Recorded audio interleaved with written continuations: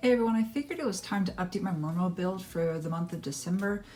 Even though there's not a whole lot going out, I still made some changes, and this is probably the build closest resembling the one that I'm currently playing. And I think we'll ditch the spellground for today's video and instead just use this really cool rubber playmat that I really like the design on. And it features Rose and two really cool Sky Strikers. So the build actually is 40 cards this time around. I guess there's no reason as to why, except for, I guess, you could consider it consistency reasons. But even then, it's not super important. You could definitely go over 40 and still do pretty well with it. So for the starters of the deck, we're playing a pretty big Mermail engine. This is 3 Teus. We'll basically try to trigger all of your Atlantean monsters. It also acts as an additional discard.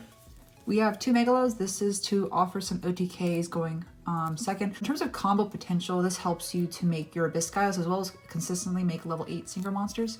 I chose 2 just for that reason. 1 for early game, 1 for late game. For the smaller Mermails, we have a Mermail Abyss Pike. This is for your Bahamut Shark combos. And we have Abyss Gun for you to discard off of Swap Frog or any of your other Mermails. We run a lot of discard cards so that we can resolve Aria as well as bring back monsters to make both synchros plus your Xyz monsters. As for the Atlantean engine, I chose to run 3 Deep Sea Minstrel. This is because I want to see this every single opening hand. Being able to play around at least a hand trap is really good, especially for a deck that runs a high risk of losing to one impactful hand trap like Nibiru. For the starters, we have 3 Deep Sea Divas. I'm currently working towards a playset of Ultra Spanishes.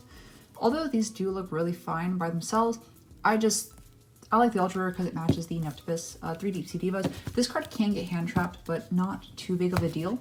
Neptibus, unlike Diva, actually does something if he does get negated. That's because you can still activate his effect, and it'll still send an Atlantean monster for cost. It's also level 1, so it has some applicability with your Link Karibo. Dragoons does not have a once per turn clause, meaning you can resolve this as many times as you possibly can by just discarding it off of like Megalo, Teus, or Deep Sea Minstrel, and you can search all of your combo pieces. It also comes in really fancy ultimate rare. The final Atlantean monsters, 2 Atlantean heavy infantry. The extra normal summon doesn't really come up too much just because this card runs a huge risk of being hit by an Imperm or a Veiler, but you can still discard it off of Megalo or Teus going second and destroy a face-up card your opponent controls. That's like the only thing this deck has when it comes to built-in going second cards, just infantry and marksman being able to destroy your opponent's cards.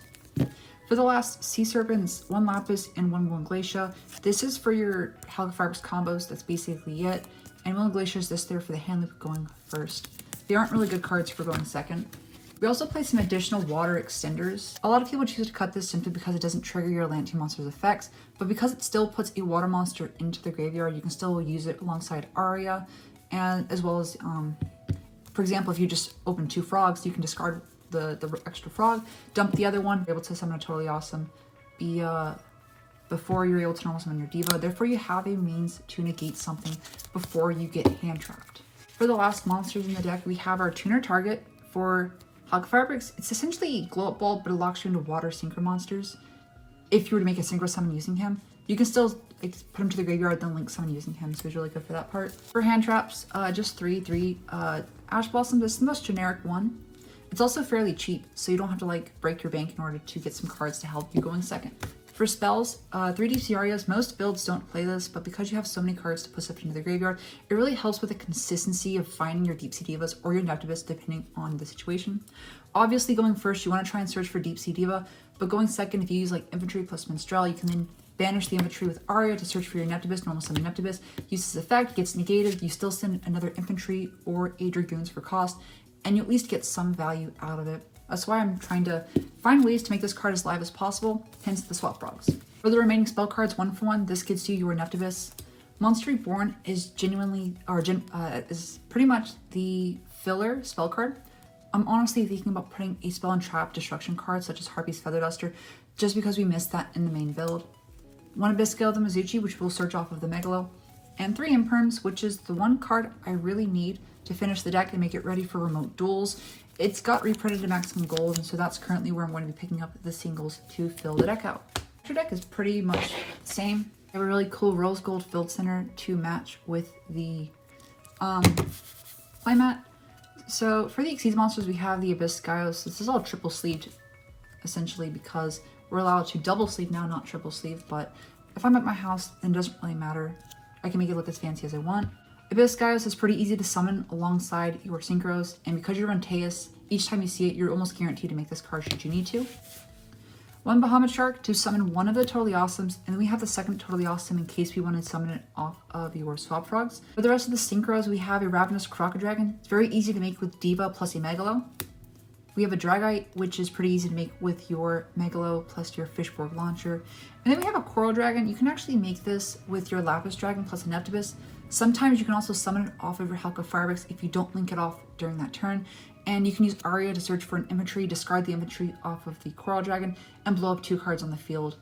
While it doesn't really do anything if you summon it off of Helka Firebricks, it's there for next turn to blow up the board. You have a Link Rabo. This is for the Appaloosa combo, which involves Fishborg Launcher because you can link climb with it. One Helka Firebricks. This is probably the most important link monster in the entire deck simply because it's water, it summons Launcher, and it sets up all your plays. If you don't have this card, then you're probably not going to have a lot of success with your Mermail build. Coral Nimble is very similar. There was one build that actually ran 2 of these, and I kind of agree with it because this is your only chance to rebuild your board if it gets broken through. And that's because you usually use one of these for your starting turn combo, and during the second turn or third turn after your opponent breaks your board, this card can revive Neptibus from your graveyard, and you can use Neptibus again to start your plays. This is probably the link monster that comes up the most just because it acts as a recursion for your deck.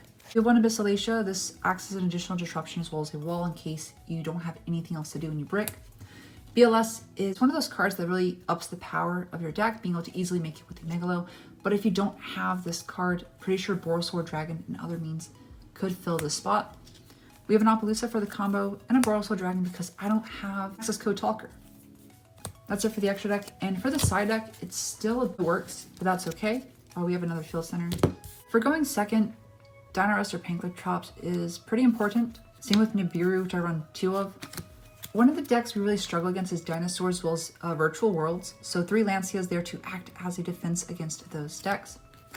A bit of filler because I don't have Forbidden Droplets, 3 Super Polys plus Mud Dragon. This only requires 2 monsters with the same attribute, but different types.